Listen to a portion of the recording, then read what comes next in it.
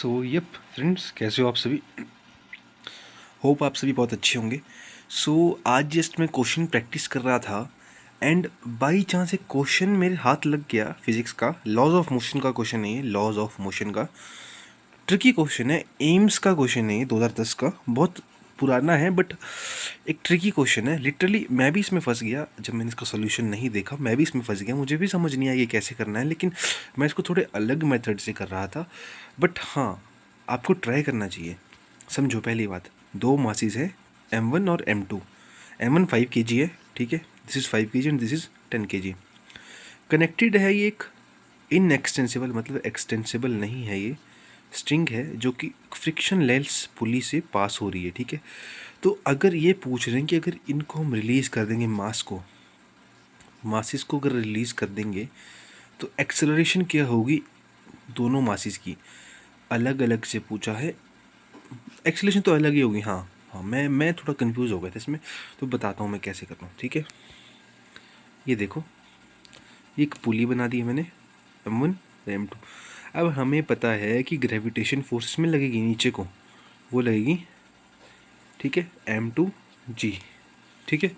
और ये लगेगी M1G। इतना तो ठीक है, ठीक है। अब मैं एज्यूम करता हूँ अपनी तरफ से, मैं एज्यूम करूँगा, ठीक है। मैं अपनी तरफ से, एक सेकेंड, हाँ, मैं अपनी तरफ से एज्यूम करता हूँ कि ये नीचे को एक्सेलरेट कर रहा है, ठीक है, विद ए एक्सेलरेशन। अगर नीचे को ए एक्सेलरेशन से एक्सेलरेट कर रहा होगा, अगर ये नीचे को ए एक्सेलरेशन से एक्सेलरेट कर रहा होगा तो ऊपर टी टेंशन लग रही होगी। तो फॉर्मूला कैसे बन जाएगा? ऊपर ऊपर देखो, जल्दी से देखो। ये वैसे बहुत इजी टॉपिक है लेकिन फिर भी तुम्हें बता देता हूँ कि देखो, टेंशन ऊपर की तरफ है, एक्सेलरेशन नीचे की तरफ है, ठीक है। एक्सेलरेशन नीचे की तरफ है, ग्रेविटेशन फोर्स भी नीचे की तरफ है। मतलब टेंशन कम है, ये वाली फोर्स ज़्यादा है। अगर टेंशन कम है, ये वाली ज़्यादा है, तो इससे ये माइनस होगी।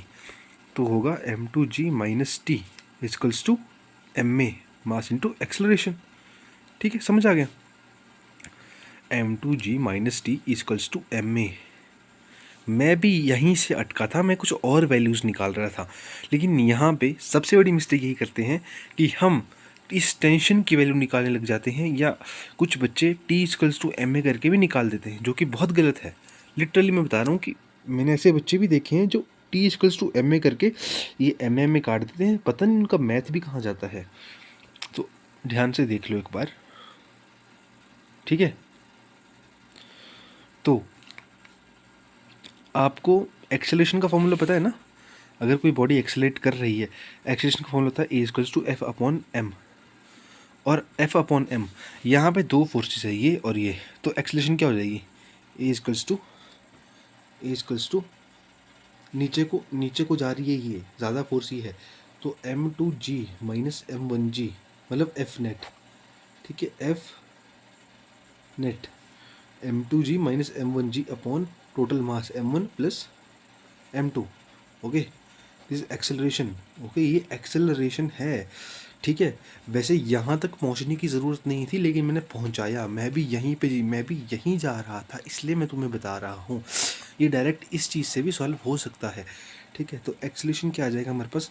अगर हम इनको कॉमन निकाल दें तो M2 minus M1 into G upon M1 plus M2 हो गया। M2 की वैल्यू कितनी है? 10। और M1 की वैल्यू कितनी है? 5। तो M2 कितना हो गया? 10 माइनस 5 अपॉन 15 इंटू G। तो एक्सेलरेशन क्या हो जाएगी? A=5 upon 15। मैं बिल्कुल स्टेप बाय स्टेप करवा रहा हूँ, ओके। तो ये हो गया 1/3 into G equals to G/3। तो एक्सेलरेशन बन जाएगी G/, बहुत ही आसान, थोड़ा ट्रिकी क्वेश्चन था, अच्छे से देख लो, ठीक है। G/3, ये देखो, इसमें पूछा है कि what is the masses released, what is the acceleration of the masses when they are released. इसका आंसर होगा G/3। बहुत ही प्यारा क्वेश्चन था, लिटरली मज़ा आ गया। ऐसे ही क्वेश्चंस के लिए please subscribe, do like, share. Thank you.